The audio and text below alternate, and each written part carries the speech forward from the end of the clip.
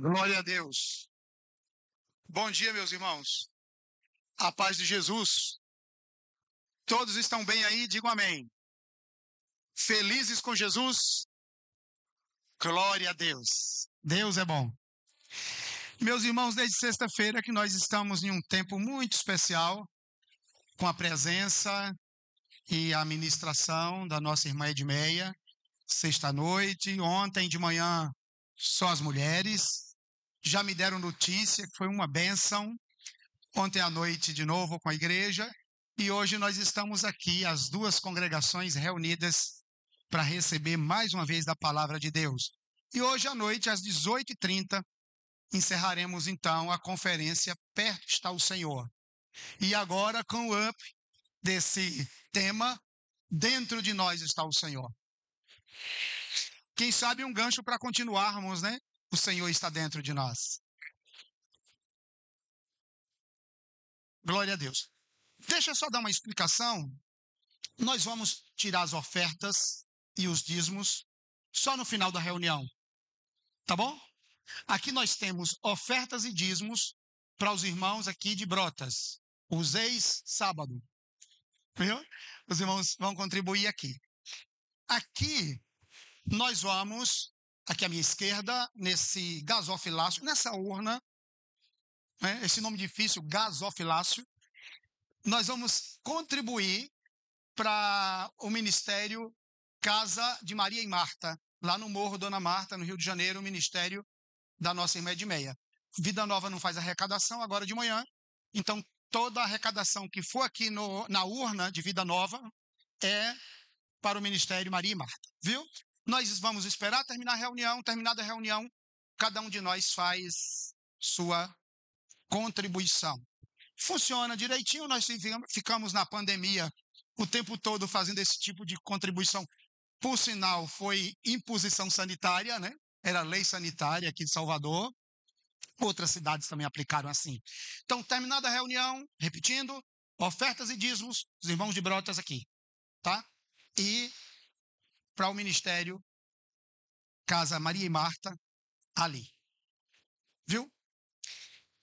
Glória a Deus. Tempo abençoado. Eu ficava assim, querendo que a Edmeia ministrasse, mas querendo que Sérgio continuasse. Fiquei nessa dúvida e Deus conduziu tudo. Que tempo abençoado, viu, Sérgio? Tempo abençoado. E você vai ouvir da ministrante, ela estava ali falando comigo, meu Deus do céu, o que Deus falou para mim, falou para esse homem? É isso? Edmeia, vem aqui. Vamos ficar de pé, meus irmãos, para a gente orar pela nossa irmã e orar por nós, que o Senhor traga graça, bênção, unção sobre a vida dela e graça, bênção, unção sobre a nossa vida. Que o Senhor possa ungir os seus lábios e ungir nossos ouvidos. Você diz amém? Pode pôr suas mãos aqui. Senhor, nós oramos por tua filha e pedimos a tua bênção sobre ela. Toma os seus lábios em tuas mãos e toca neles. Toca no seu coração, toca na sua mente. Conceda-lhe a palavra do Senhor em o nome de Jesus. E quanto a nós, Senhor, toca nos ouvidos. Toca o nosso coração. Que recebamos a tua palavra como ela é, palavra de Deus e não de homens. Em o nome de Jesus e para a glória de Jesus, nós oramos. E a igreja diz... Graça e paz, irmãos. Quase eu não precisava mais pregar, porque o meu irmão veio aqui e disse a pregação toda, e agora? É só continuar, não é? Glória a Deus, é tão bom quando a gente tem certeza absoluta que a igreja vai ouvir e vai receber a porção que o Espírito tem para nós hoje. Então, eu gostaria que os irmãos abrissem a Bíblia na primeira carta do apóstolo Pedro, no capítulo 2.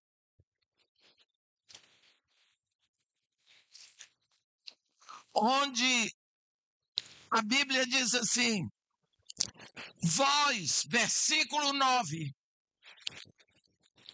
vós, porém, sois raça eleita, sacerdócio real, nação santa, povo de propriedade exclusiva de Deus, a fim de proclamardes as virtudes daquele que vos chamou das trevas para a sua maravilhosa luz. Vós, sim, que antes não erais povo, mas agora sois povo de Deus. Vós, que antes não tinhas alcançado a misericórdia, mas agora alcançaste a misericórdia. No versículo 5, nós vemos Pedro dizendo: também vós mesmos, como pedras que vivem, sois edificados, casa espiritual, para serdes sacerdócio santo, a fim de oferecerdes sacrifícios espirituais agradáveis a Deus por intermédio de Jesus Cristo. Amém. Quando a Bíblia diz, só um minutinho aqui.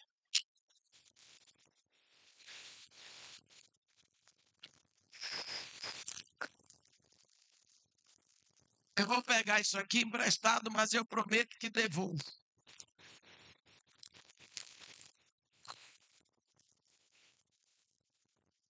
Quando a Bíblia fala todas essas coisas, eu fico imaginando o judeu cheio do Espírito, discípulo de Jesus Cristo, aquele que recebeu as chaves, praticamente dizendo: Israel falhou, Israel não cumpriu a promessa, Israel quebrou a promessa, mas o nosso Deus não desiste. E o plano de Deus é ter na terra uma nação santa, uma raça eleita, um sacerdócio real, um sacerdócio santo. Então Deus pagou todo o preço para que hoje vocês sejam a raça eleita, o sacerdócio real de Deus na terra e o sacerdócio santo. Meus irmãos, Deus tem um plano traçado e ninguém vai impedir este plano. Como um guerreiro valente que luta com a vitória certa, Deus se move com movimentos precisos no tempo determinado por Ele e Ele faz. Isso é uma certeza que nós temos. Que coisa boa! E agora, quando Paulo diz lá em Gálatas 4, no versículo 4, vindo, porém, a plenitude do tempo, Deus enviou o seu filho, nascido de mulher, nascido sob a lei. É o tempo de Deus que se completou. Jesus nasceu sob a lei, cumpriu toda a lei. Nós precisamos saber que o primeiro ponto para atingir é um ponto alto. É a cruz. É a cruz. Mas a cruz vai abrir o caminho para uma aliança, para a aliança eterna de Deus com o homem. Quando eu penso na cruz, eu queria que os irmãos, nesse momento, é domingo eu fico eufórico. É difícil aguentar comigo domingo, porque eu sou igrejeira, domingueira, eu gosto de domingo de manhã, eu gosto de igreja domingo de manhã, desde pequena. Gente, não tem gosto domingo sem igreja. A gente tem que ir. Eu fico pensando, lá em Jerusalém, quando todo mundo ia entrar na cidade, vinha de fora para trazer suas coisas, para chegar em Jerusalém, eles tinham que passar numa entrada onde tinha uma montanha escarpada. Aquela montanha, ela foi sendo desgastada pelo tempo. Vocês lembram que Jerusalém é a cidade cercada de montes, é uma cidade alta, que era a montanha dos Jebuseus. O antigo nome de Jerusalém era Jebus, porque eram as montanhas. Então fica essa montanha, tanta chuva, tanto vento, escarpou ali a figura de uma caveira. Então eles chamavam o Monte da Caveira, que depois ficou Calvários, que é o Monte da Caveira. Tudo que se passava ali era visível. Era impossível esconder o que acontecia no Monte da Caveira, porque todo mundo que vinha, via. Então, os crucificados eram expostos no Monte da Caveira, para que todos pudessem passar. Os crucificados ficavam lá, e todo mundo que passava aí, seu safado, e agora, cadê seu poder? Desculpem eu dizer safado, mas isso era o mínimo que eles ouviam. E tinha mais uma coisa. Você pensa agora, como é que esses homens ficavam presos na cruz? As mãos e os pés. Completamente nus. Não tinha aquela fraldinha que não. Eram nus, crucificados e apedrejados, eram totalmente despidos. Qual é o homem hoje? Eu estou falando de homem que ficaria exposto sem sentir vergonha. Quando a pessoa se sente despida, ela bota a mão para se cobrir. Só que lá não dava para botar a mão. Estava presa. Pensa. Quem foi que se sentiu mal quando se viu nu? Adão. Adão, quando se viu nu, ele foi se cobrir de folhas. O Filho de Deus estava lá nu, indicando como eu fiquei pelo pecado, como você ficou. Ele se expôs nu lá em cima para você nunca mais ser exposto. Para mim, para que eu nunca mais seja exposta. É uma coisa horrível a vergonha da cruz. Por isso que hoje nós a cantamos como glória, como vitória. Porque Deus escolheu o seu Filho para passar todas as dores que nós deveríamos passar. Mas aquilo dali era um caminho para que, enfim, tivesse a eterna aliança entre Deus e os homens. Quando nós falamos de aliança, nós vemos Deus fazer aliança lá no Éden. Deus prometeu. Chama-se aliança edênica.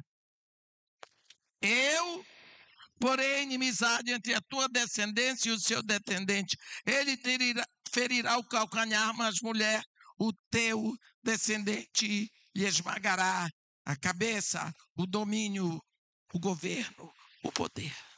Está estabelecida a aliança edênica ou adâmica, porque Deus prometeu. Deus prometeu e Deus é fiel à sua palavra. Ele é fiel a si mesmo. Em Isaías 55, Deus diz: assim como descem do céu a chuva e a neve, e para lá não retornam, sem que antes reguem a terra e a fecundem e a façam produzir para dar semente ao que semeia e pão ao que come. Assim é a palavra que sai da minha boca. Não retornará para mim vazia, mas fará o que me apraz. E prosperará naquilo para que a designei. Então, uma vez Deus falando, Ele vai cumprir. Depois, nós vamos ver Deus fazendo uma aliança com Noé. Aí, Deus vai introduzir um elemento novo que vai vigorar pela eternidade. Um elemento que não estava na aliança edênica.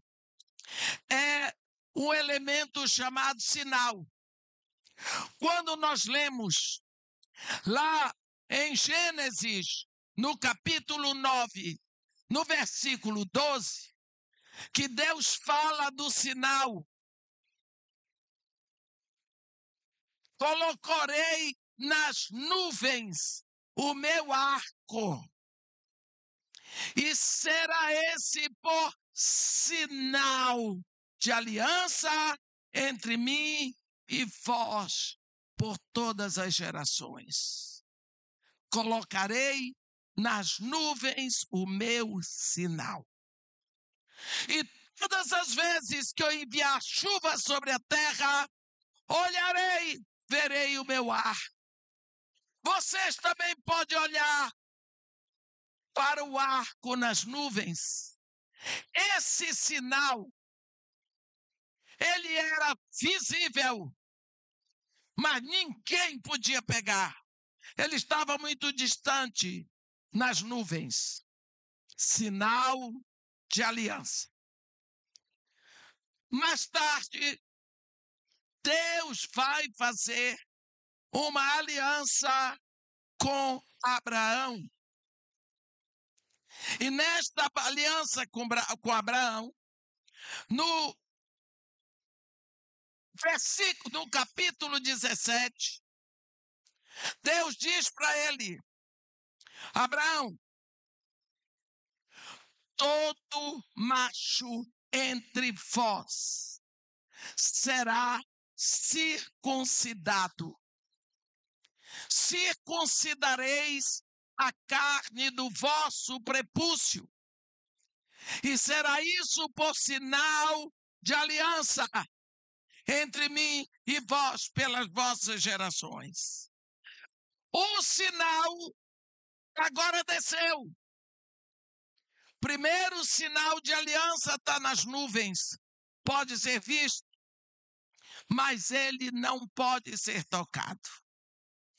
O sinal de aliança que vem para o corpo do homem é a circuncisão, é o corte no prepúcio, deixa a cicatriz. Todo homem pode ver, olhar para o seu corpo e ver que existe uma aliança entre o circuncidado e Deus. E Deus, adiante, diz: a minha aliança estará na vossa carne e será aliança perpétua. sinal de aliança. Deus faz esses sinais, mas o sinal da aliança, da circuncisão, ainda não é pública. Todos os machos têm a circuncisão, mas cada um vê a sua. As mulheres não veem. Quem está na rua não vê, porque está numa parte íntima do homem. Mas Deus começou a falar de sinais, Ele vai começar. Ele começou, ele vai continuar. Um dia, 700 e poucos anos antes da vinda de Jesus, Deus fala por boca do profeta Jeremias. A partir do versículo 31, do capítulo 31 do profeta Jeremias, Deus diz: eis que vem dias, diz o Senhor, em que firmarei nova aliança com a casa de Israel e com a casa de Judá. Não conforme a aliança que eu fiz com os seus pais, quando os tomei pela mão e os tirei da terra do Egito, porque eles anularam a minha aliança, não obstante eu os havê-los desposado. Porque esta é a aliança que farei com eles a partir daquele dia. Nas suas mentes imprimirei as minhas leis. Também no seu coração eu as escreverei. Eles serão meu povo, eu serei seu Deus.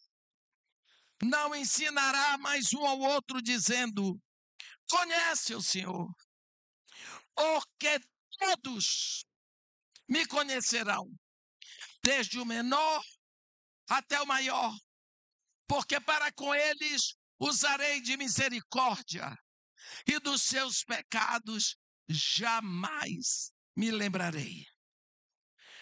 Você vai ver o autor de Hebreus repetir na íntegra esta aliança, no capítulo 8 de Hebreus, a partir do versículo 8, e o autor de Hebreus diz: quando se fala de nova, é porque a antiga já não existe mais.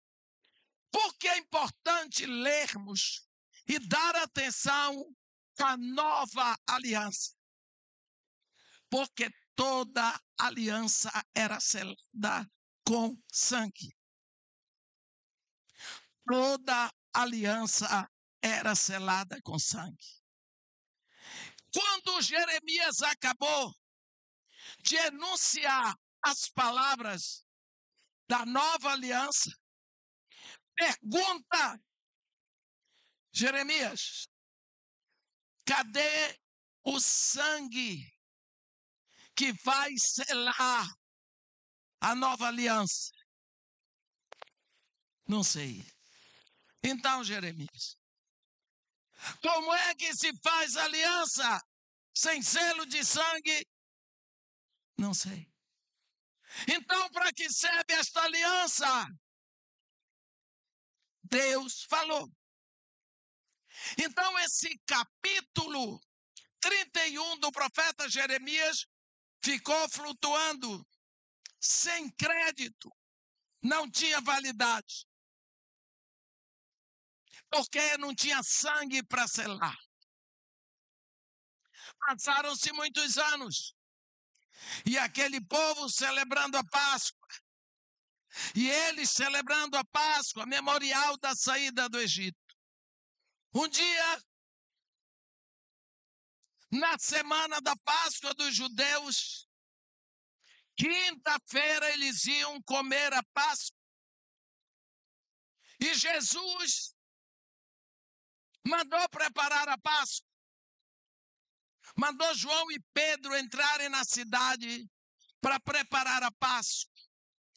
E quando chegou a hora, tudo arrumado, ele se levantou, olhou para seus discípulos e disse: eu tenho desejado ardentemente comer convosco esta Páscoa.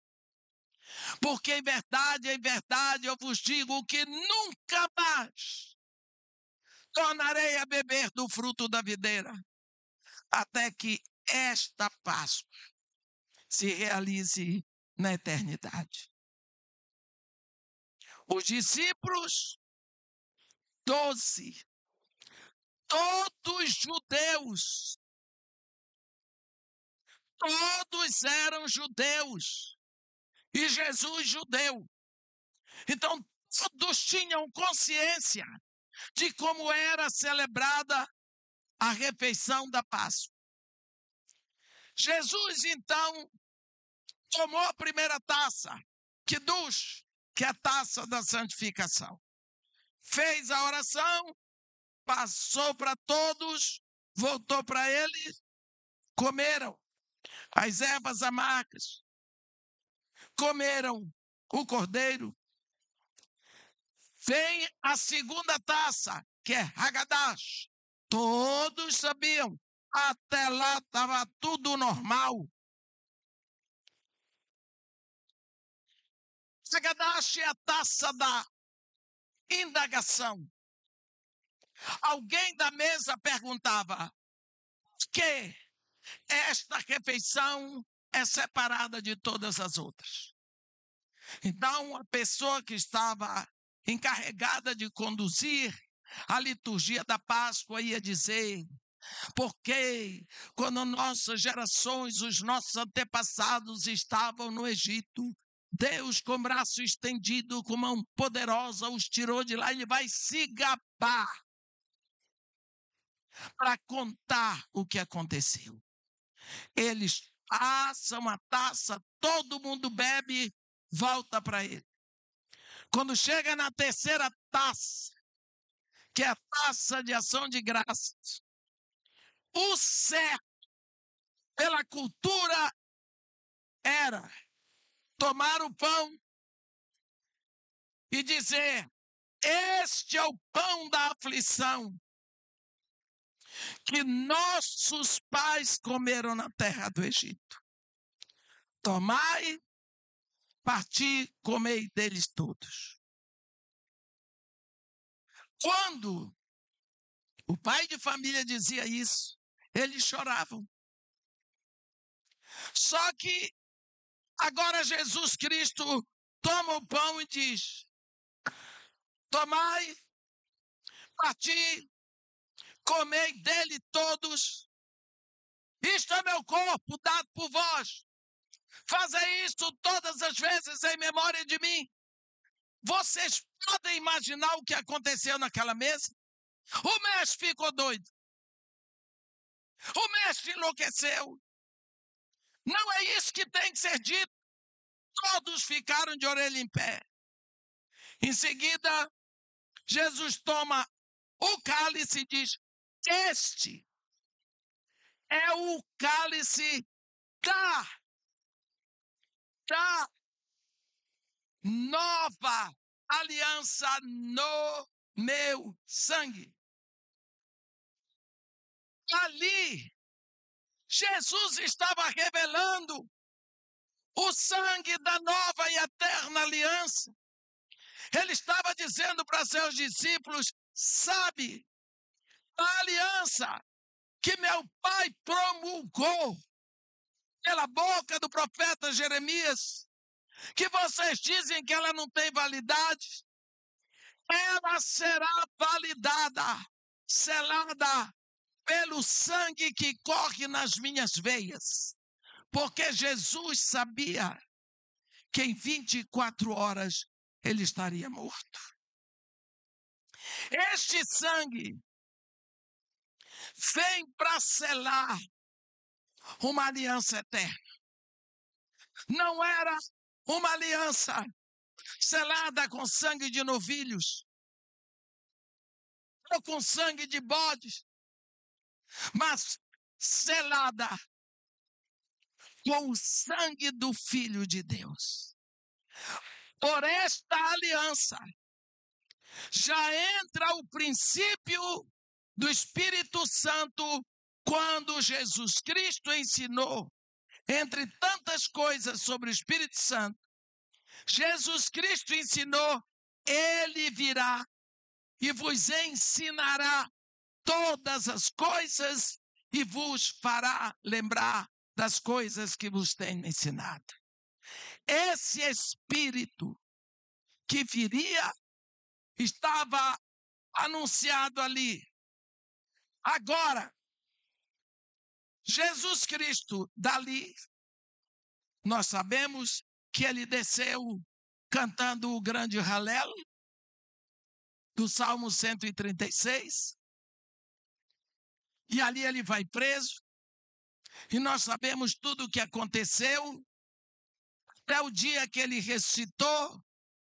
Depois de 40 dias ele sobe para o céu, e mais 10 dias vem o Espírito Santo. O que é que está acontecendo aqui? Primeiro de tudo, está tudo pronto. Quando Jesus Cristo diz lá na cruz, tudo está consumado, ele está dizendo: tudo o que eu vim fazer aqui na terra está feito. Tudo. Eu paguei o preço todo, eu bebi o cálice até a última gota. Agora, como redentor, meu trabalho está completo, não precisa mais fazer nada. Mas acontece que ele tinha comprado uma propriedade. E a propriedade não estava selada. Último item numa transação de compra é o documento selado. Então, quando ele sobe, vem o Espírito Santo para selar a propriedade. Não se engane não, meu irmão. Lampião foi comprado. Hitler foi comprado. Buda foi comprado. Todos os que procedem de todo povo, raça, tribo e nação foram comprados. Jesus Cristo pagou o preço de todos, mas nem todos virão. Nem todos virão. Aí é que vai haver uma grande diferença. Quando um rapaz ia casar, ele entrava na casa da moça escolhida, ele pagava o dote, ele comprava a moça, e depois os dois assinavam um documento chamado Ketubá. Depois compartilhavam uma taça de vinho. O rapaz voltava para a casa do pai dele, a moça ficava na casa do pai dela. No dia que ele decidisse, ele viria buscá-la. Mas ela estava comprada. O preço dela tinha sido pago. E o Ketubá, que os dois assinaram, valia por um documento de casamento. Uma certidão de casamento. Quando o Espírito Santo vem, ele vem para selar uma propriedade que já estava comprada. A Bíblia diz em Efésios 1, porque todos que ouviste a palavra da verdade, o evangelho da vossa salvação, tendo nele também crido, fostes selados com o Espírito Santo da promessa. Ele é o penhor da nossa herança, até o resgate da sua propriedade em louvor da sua glória.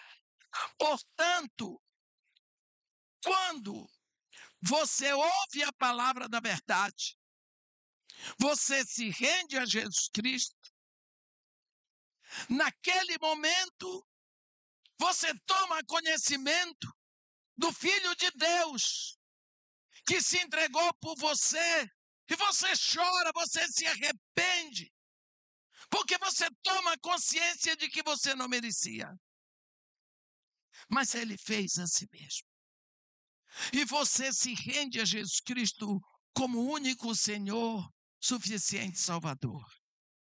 Nesta hora, com as suas palavras, você assina um ketubá eterno com Jesus.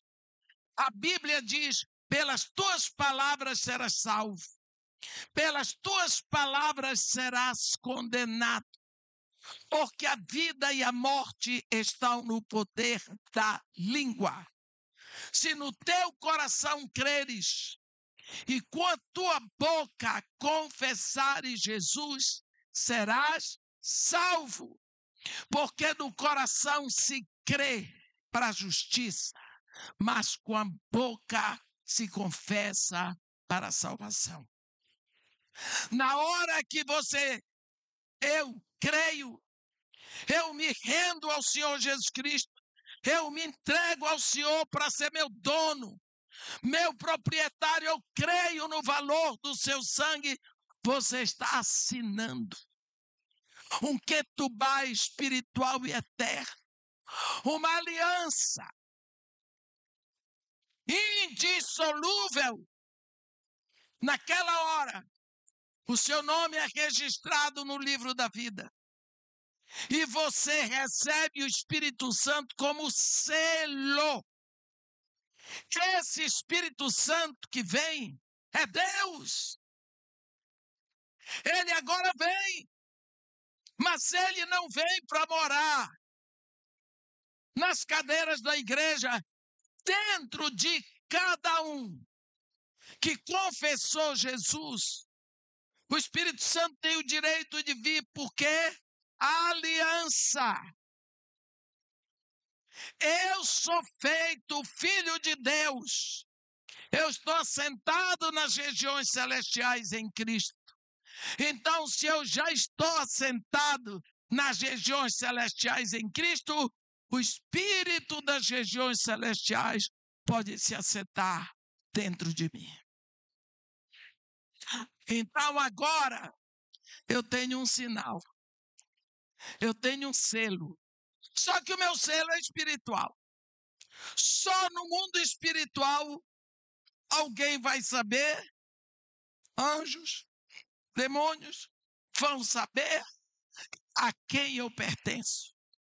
Então, começa na terra só no dia de Pentecostes. Vai começar uma população que não existia antes.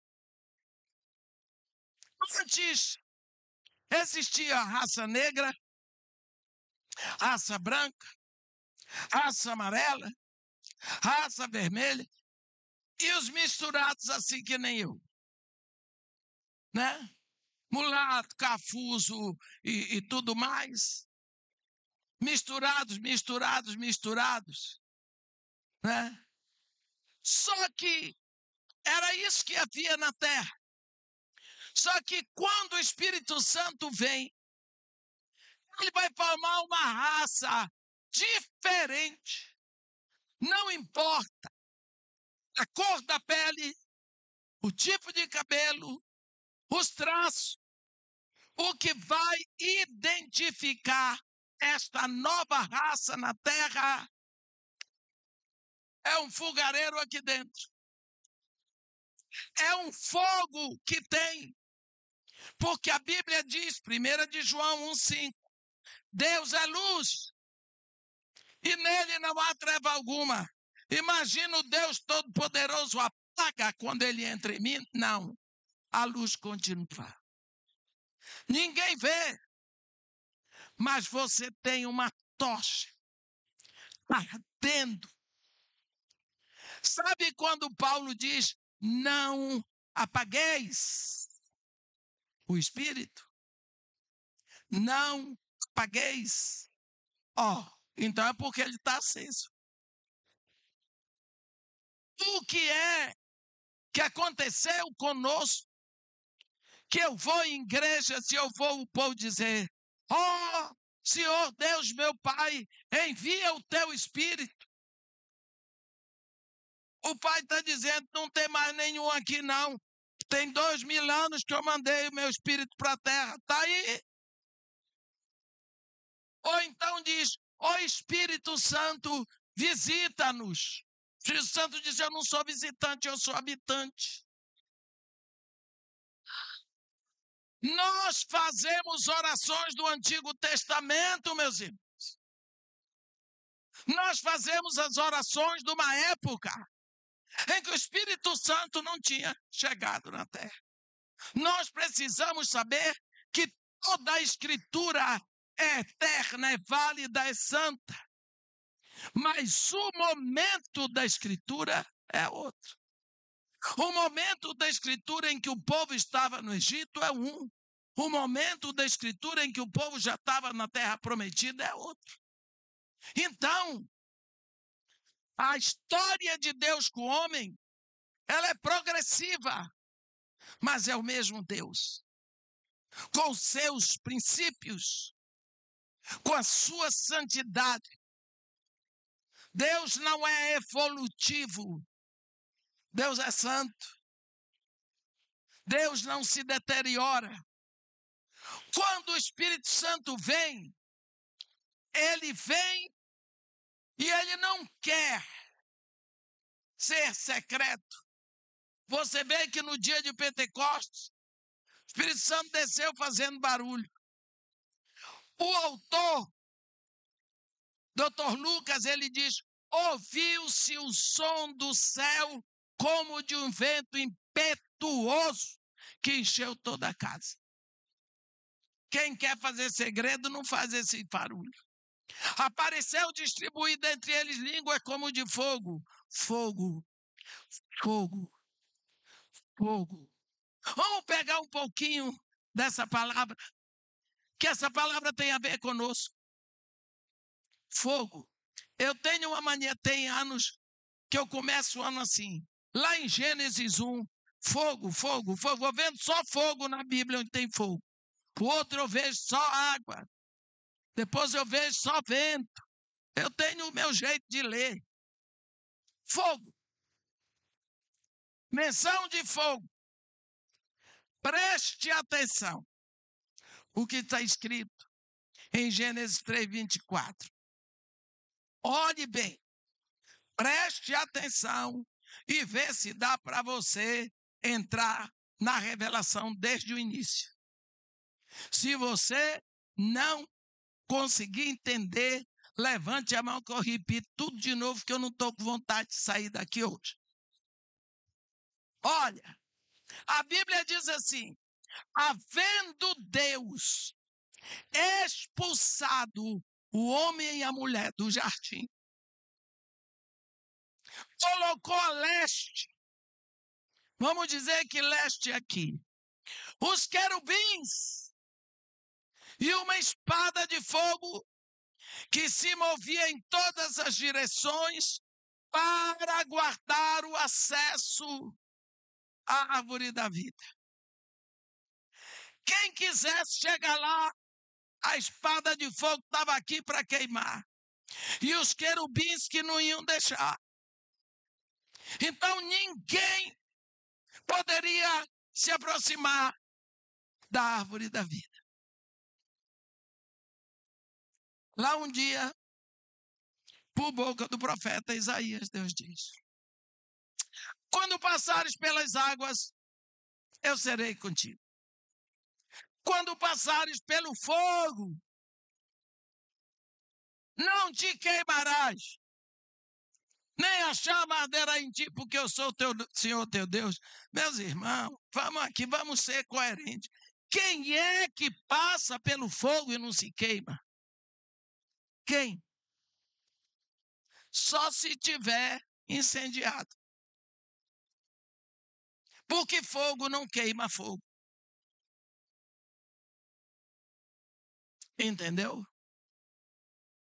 Um dia, Jesus Cristo abre a boca em Lucas 12, no versículo 49, ele diz assim: eu vim para atear fogo sobre a terra. E bem quisera que já estivesse a arder. Você diz, que isso, Senhor Jesus? Quer tocar fogo na terra e nós? Vim para atear fogo. O que é que vai ser de nós? João Batista, ele diz assim: eu vos batizo com água para arrependimento. Mas depois de mim, vem um varão de cujas sandálias eu não sou digno de desatar as correias. Ele vos batizará com fogo e com o Espírito Santo. Vocês viram quanto fogo? Fora isso, você tem que lembrar que o nosso Deus é o único que responde com fogo. Você tem que lembrar que fogo é esse. Capítulo 6 do profeta Isaías diz: depois que o profeta confessou o pecado dos lábios imundos, impuros, Serafim pegou uma brasa, tocou os lábios dele e disse: tua iniquidade foi tirada, perdoado teu pecado, mas ele não ficou com os lábios deformados. Então é um fogo especial. Fogo. Agora vamos voltar para o fogo. Jesus Cristo. Aqui está João batizando. Ele pega você, bota dentro da água do Jordão. Quando você sai ensopado. E aonde você vai, a água vai descendo e vai molhando. Porque batizar é imergir. Vem Jesus, pega você, dentro do fogo. Quando você sai de lá, você é uma tocha apontando para cima. Porque em qualquer lugar que você acenda o fogo, ele aponta para cima. Se você tem dentro de você esse fogo, essa chama, não venha me dizer que você está colado no mundo. Não dá. Aí é maluquice. Aí também é querer que eu seja doida. Eu sou velha, mas não estou doida. Você já viu um balão? Quando você quer fazer subir o balão, você bota uma bucha na boca do balão, na hora certa toca fogo e o calor do fogo vai levando o balão cada vez mais alto. Agora Deus bota dentro de mim uma chama e eu vou ficar grudado aqui? Não. O Espírito em você é o batismo de Jesus. Aí esse fogo dentro de você, ele vai descolando você da terra. Não do mundo. Você ainda permanece na terra, mas você sai do mundo. Você começa a sair do mundo pouco a pouco. As pessoas vão notar: e fulano está diferente, está tão antipático. Não vai mais beber a cervejinha de domingo, agora é crente. Cadê fulano? Desapareceu, agora está entregando dinheiro todo na igreja. O povo se preocupa com o dinheiro que você entrega.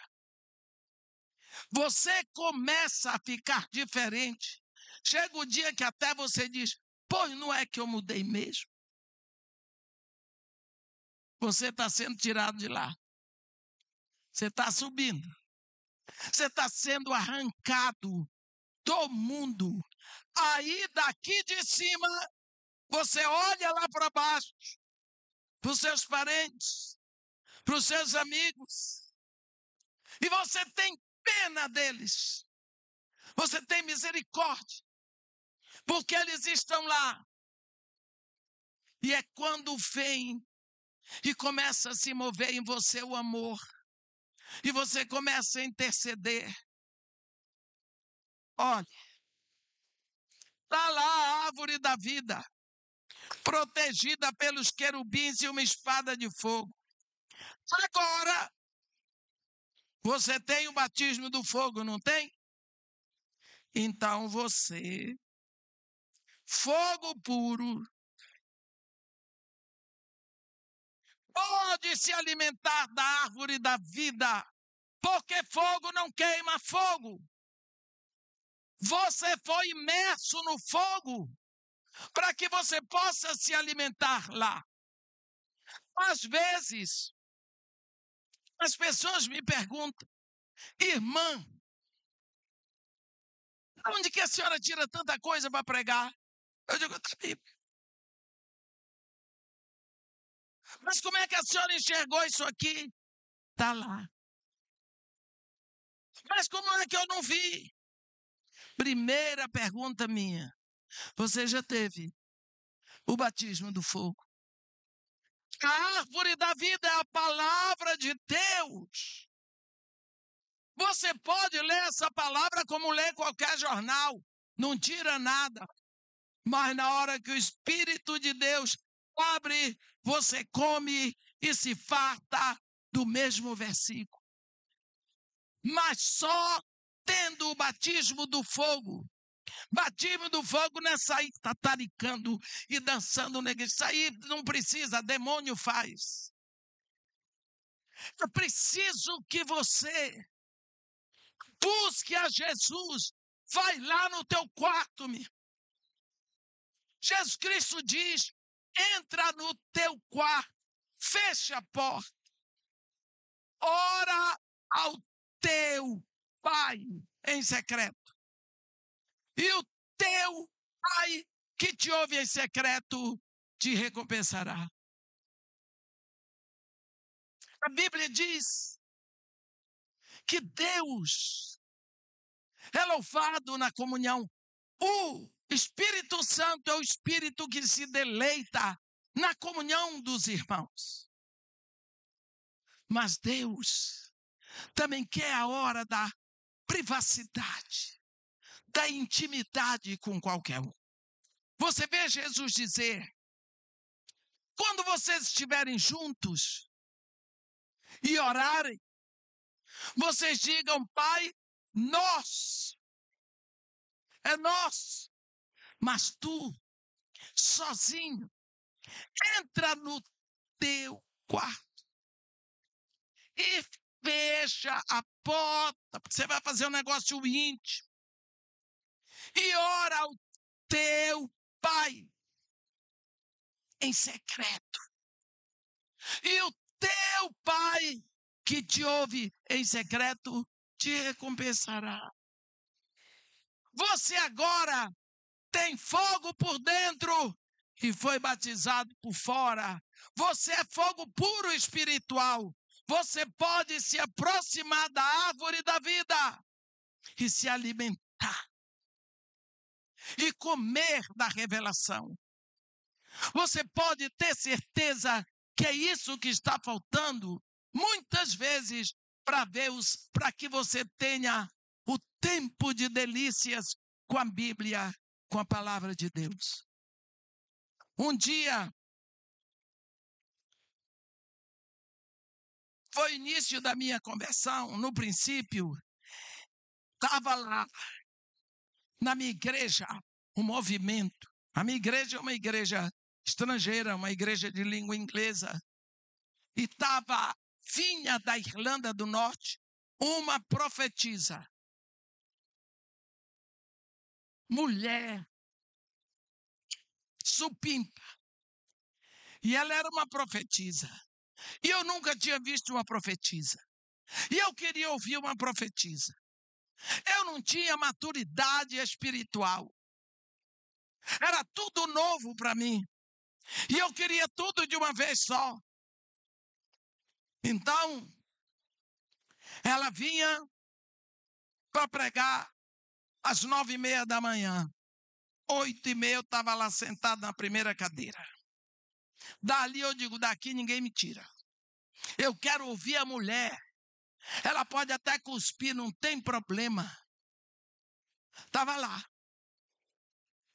A mulher abriu João 2, epa, bodas de Caná da Galileia. A mulher foi pregando sobre as bodas de Caná. Eu fui defiando. Foi dando um nó aqui. Foi dando uma agonia. A mulher disse que Jesus Cristo transformou a água em vinho para que o povo se alegrasse. Porque vinho é celebração, é alegria. E tristeza. Mas eu, uma formiguinha desse tamanho, dentro de uma igreja com celebridades. A mulher era uma celebridade da igreja anglicana de Belfast. Pronto. Doutora em teologia. Ela tinha tantos títulos. Quando acabou e tudo mais, eu estava mais confusa do que sempre. Aí, todo mundo ia para fazer o lanche. Meu pastor fez assim para mim, vem cá. Eu fui. Ele me levou dentro do gabinete dele e disse, o que foi que aconteceu? Eu tomei um susto. Eu disse, pastor, eu não sei por que o senhor está me perguntando, eu não sei o que é. Você sabe sim. Aí eu despenquei. Eu já estava nervosa, confusa. Eu disse, pastor, eu não sei do que o senhor está falando. O que foi que aconteceu com você durante a reunião? Eu disse, pastor, eu cheguei cedo, sentei. Na frente o senhor viu porque eu tinha interesse de ouvir uma profetisa. Eu nunca vi. A minha conversão se deu lá no Iraque. Eu vim para cá, tem 6 meses que eu estou aqui, eu agora sou uma filha de Deus. Eu queria ouvir. E eu estava lá. Ele disse para mim, daí o que foi que aconteceu? Eu disse, pastor, eu ouvi. Ele disse, responda a minha pergunta. Meu pastor era brabo. Você já teve um pastor brabo em inglês? Aí eu abri no berreiro. Eu disse, pastor, não sei do que se fala. Ele disse, vou refrescar sua memória. Olhe bem. Durante o tempo que a mulher pregava, você fazia assim. Eu não percebi. Ele disse que eu negava e fazia. Olha o escândalo na frente da mulher. Ele disse, você fazia assim. Você estava discordando o tempo todo. Me diga por que você discordava. Eu dizia, agora eu vou dizer para o senhor. Se o senhor quiser me mandar embora da igreja, o senhor pode mandar. Mas eu lhe peço, pelo amor de Deus, que não me mande. Ou o diabo pregou as bodas de Caná para ela, ou foi para mim. Porque boda de Caná não é aquilo que ela pregou. Jesus Cristo não veio à terra para multiplicar, transformar água em vinho para o povo se alegrar. Não é isso que está escrito lá. Ele pegou, puxou a cadeira, sentou, abriu a Bíblia, ele estava bravo. E disse, senta aí, agora pega para mim a boda de Caná, do jeito que Deus pregou para você. Eu disse, pois não. Eu disse, pastor, aqui está escrito que era bodas, é casamento. Casamento, quem provê o vinho é o noivo. É a única coisa que ele faz. É uma honra que o noivo vá prover o vinho, é uma desonra se faltar. Só que Maria foi convidada, era em Caná, conhecia uma família, mas Jesus chegou com os discípulos. Os discípulos dele bebiam muito vinho. A Bíblia diz que haviam 6 talhas de pedra nas quais os judeus se purificavam para entrar. Hoje você toma banho dentro da sua casa bonitinha, calça os sapatos, entra no carro bonitinha, desce no estacionamento da igreja bonitinha, sujou o quê? Nada. Naquela época o povo andava quase descalço. Na poeira, na lama, entrava num recinto limpo, tinha que se purificar antes. Tudo bem.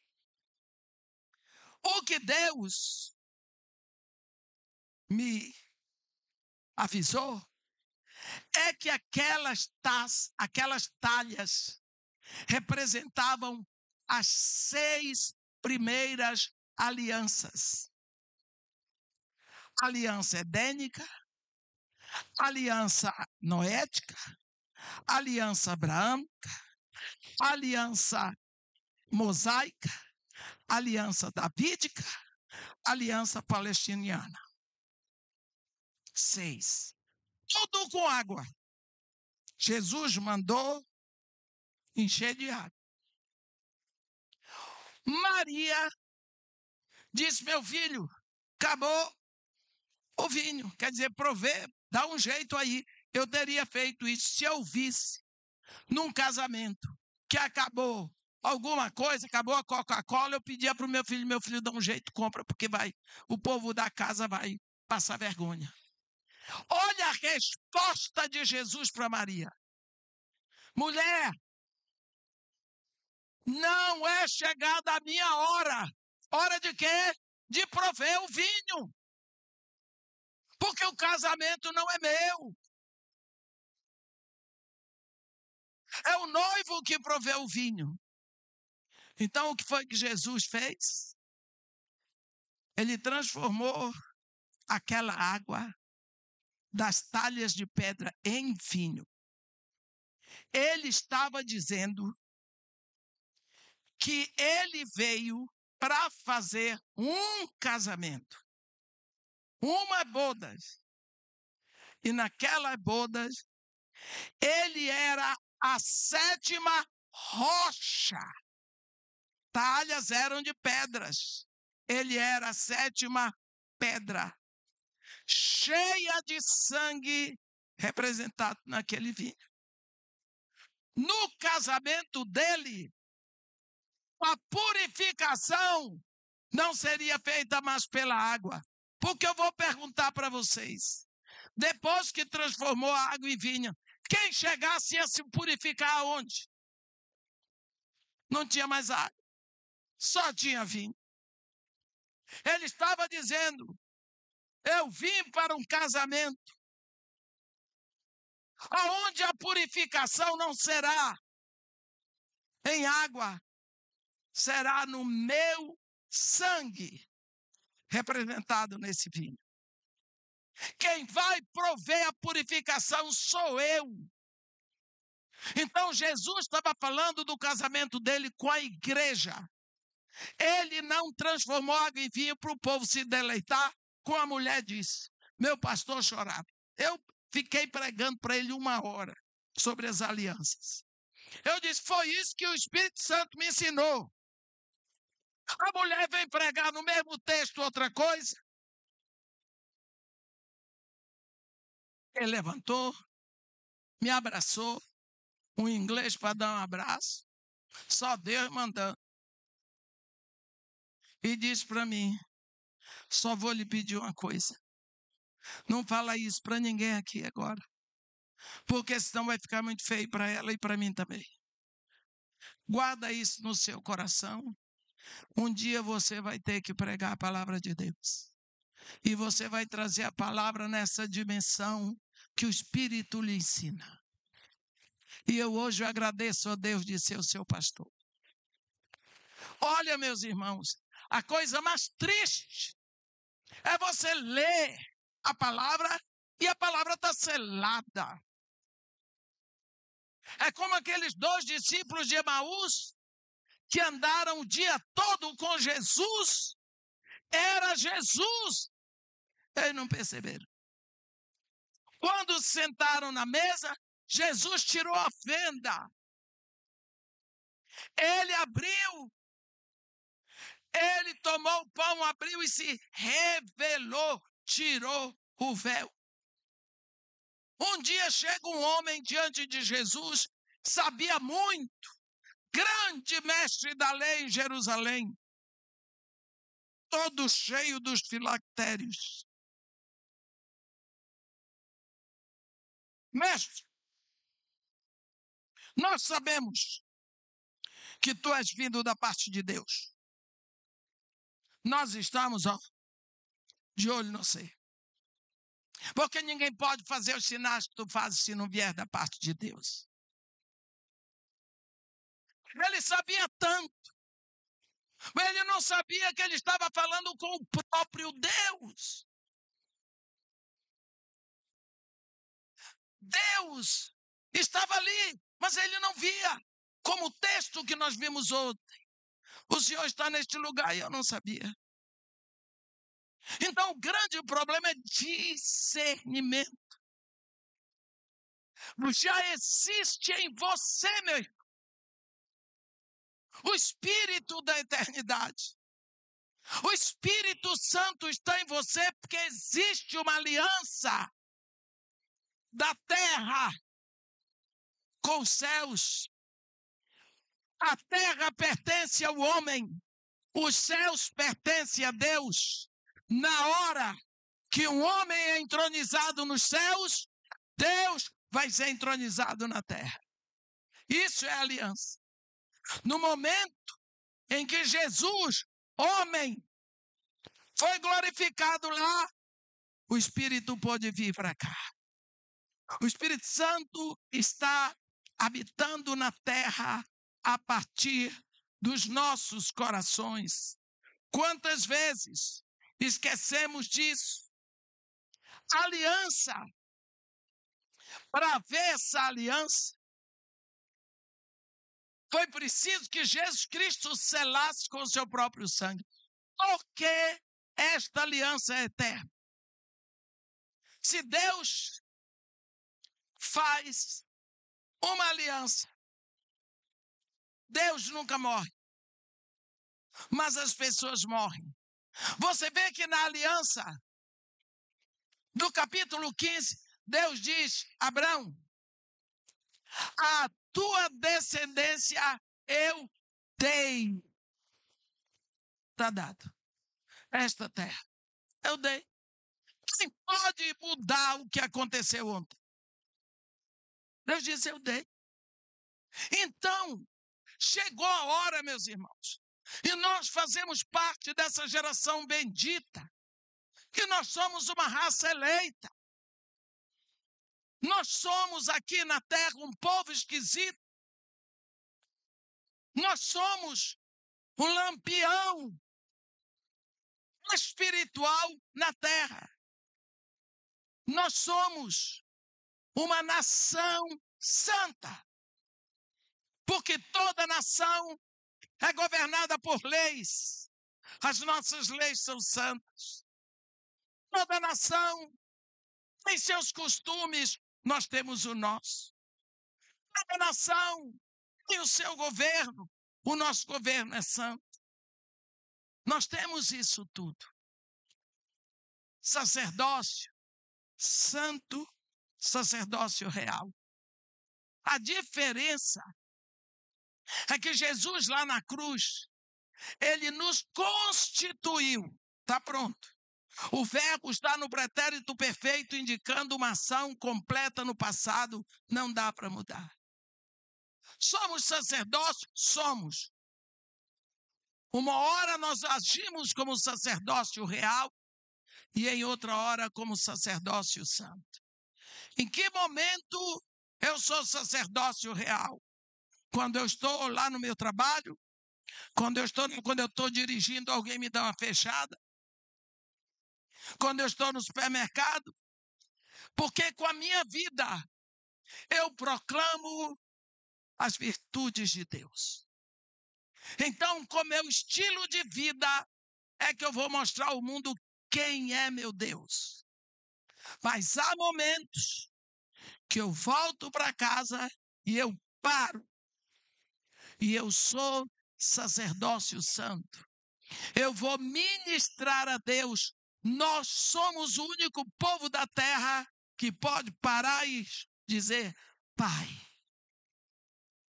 Ninguém mais é filho de Deus, só aquele que tem o Espírito de Deus em si. Um dia, tinha um senhor discutindo, e eu estava quietinha lá. Ele defendeu a tese de que toda a criação é filha de Deus, todos os animais são filhos de Deus, todas as pessoas são filhas de Deus. Não tem essa história de ser crente para ser filho de Deus. Ele era tão agressivo, eu fiquei ouvindo e pedindo ao Senhor, se o Senhor quer que é hora de falar com esse homem, me dê uma chance. Lá vem uma mulher, e mãe de Mé me chamou de pastora. Eu disse, pronto. O homem parou. Depois que a mulher foi embora, ele disse, quer dizer que a senhora é pastora? Eu disse, não, eu não sou pastora. A senhora é evangélica? Eu disse, não sou Eva nem Angélica. Mas a senhora também acredita que para ser filho de Deus tem que ser evangélico? Eu disse, não. Para ser filho de Deus, tem que vir através de um único filho chamado Jesus Cristo. Mas não foi Deus que criou todas as coisas? Eu disse, nota 1000 para o senhor.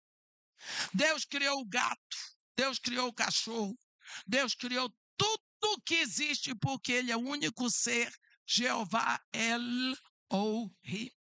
Tem em si todo o poder da criação. Tudo o que Deus criou caiu na maldição. O homem, a terra, a palavra que Deus disse foi: Adão, por tua causa, amaldiçoada é toda a terra. Então Deus vem chamar filhos pela redenção. Uma coisa é ser filho da criação, que está na maldição. Aí Deus vem chamar filhos pela redenção. E como o Redentor é só um, Jesus Cristo, para ser filho da redenção, é preciso vir a Deus através de Jesus. Aí você viu o povo, amém, amém, aleluia, cheio de evangélico lá. Ninguém dizia nada. Nós somos um povo separado. Porque somos bons? Não. Por causa da bondade, misericórdia, da graça de Deus. Como diz o apóstolo Paulo, pela graça sois salvos. E isso não é dom de vós, para que ninguém se glorie. É pela misericórdia e pela graça de Deus. E Pedro então diz, vós que antes não erais povo, mas agora sois povo de Deus. Vós que antes não tinhas alcançado a misericórdia, mas que agora alcançastes a misericórdia.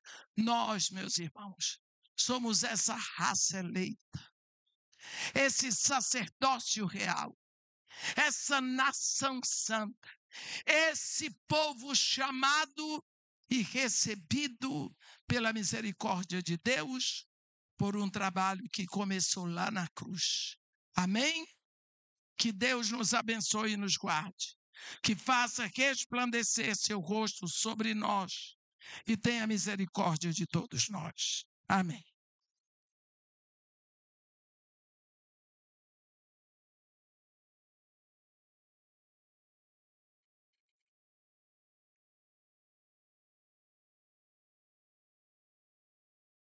Obrigado.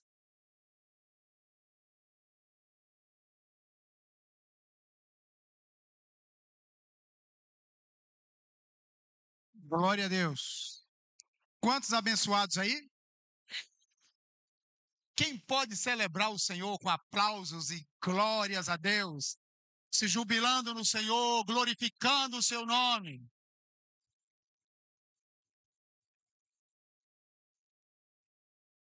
Aleluia. Cristo em vós. Cristo em vós. Amém? O mistério da graça, Cristo em vós. Vamos ficar de pé? Nós vamos encerrar. À noite, às 18h30. Tá? Vou chamar Alexandre para orar encerrando. Lembrando, ao final, você faz sua contribuição. Tá? Dízimos e ofertas, os irmãos e brotas. E ali uma oferta para a Casa Maria e Marta. Ali à minha esquerda. É, bom demais. Louvado seja o nome do nosso Senhor Jesus Cristo. Amém. Louvado seja o nome do nosso Senhor Jesus Cristo. Para sempre seja louvado. Aleluia. Coisa boa. Fomos alimentados mais uma vez. A misericórdia se renovou sobre nós, junto com a bondade e a fidelidade. Porque o Senhor tem sido nosso pastor. Por isso, bondade e misericórdia têm nos acompanhado. Amém? Vamos orar ao Senhor. Pai, nós somos gratos ao Senhor por tudo isso.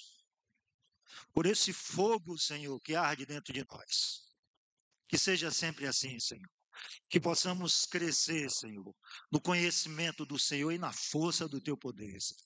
Para que, sim, cumpramos todo o Teu propósito aqui na terra, Senhor. Como filhos e cooperadores do Senhor, nos lugares onde estamos, Senhor. Para que o Teu reino cresça. Deus, e assim como os oceanos, Senhor, cobrem a terra, que o Senhor encha toda a terra da sua glória e do teu conhecimento, Senhor, através da vida dos teus filhos, Senhor.